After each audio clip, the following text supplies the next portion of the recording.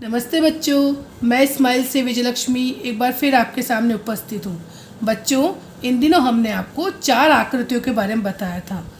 गोला यानी सर्कल, त्रिभुज यानी ट्रायंगल, आयत यानी रेक्टेंगल, वर्ग यानी स्क्वायर।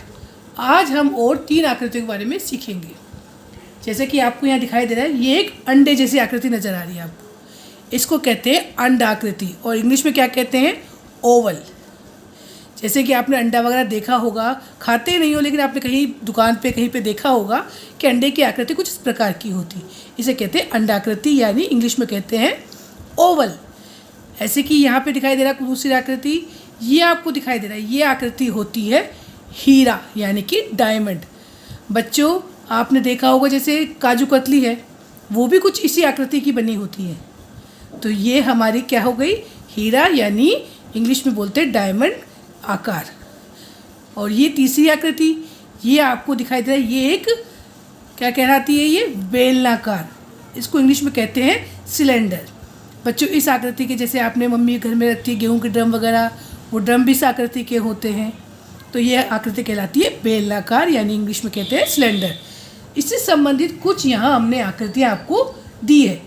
उनको आकृतियों को आप इनसे देखना है कि इन तीनों आकृति में से कौन सी आकृति इनमें है। जैसे कि यहाँ पे ये कप, ये किस आकृति का? वो इन तीनों आकृतियों में से आपको देखना है और उसके नीचे उसका नाम लिखना है। जैसे कि इसकी ये पत्तियाँ दिखाई दे रही, फूल की ये पत्तियाँ दिखाई दे रही, तो ये किस आकृति की इन तीनों में से है, वो आपको इसके नीचे लिखना है। ऐसे ये तरबूज, ये किस आकृति का दिखाई दे रहा है आप तीनों में से, उस आकृति का नाम नीचे लिखना है। ये ड्रम, ये किस आकृति का है, वह भी आपको इन तीनों में से देखकर इसके नीचे लिखना है।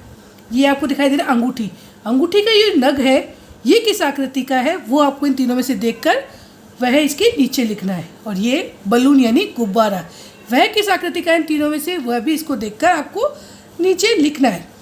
तो बच्चों, आपको इन तीनों आकृतियों का नाम हिंदी और इंग्लिश में तीनों में याद करना है, दोनों में याद करना है। मुझे उम्मीद है मैंने आपको जो समझाया है वो समझ में आया होगा और आप मुझे करके भेजोगे।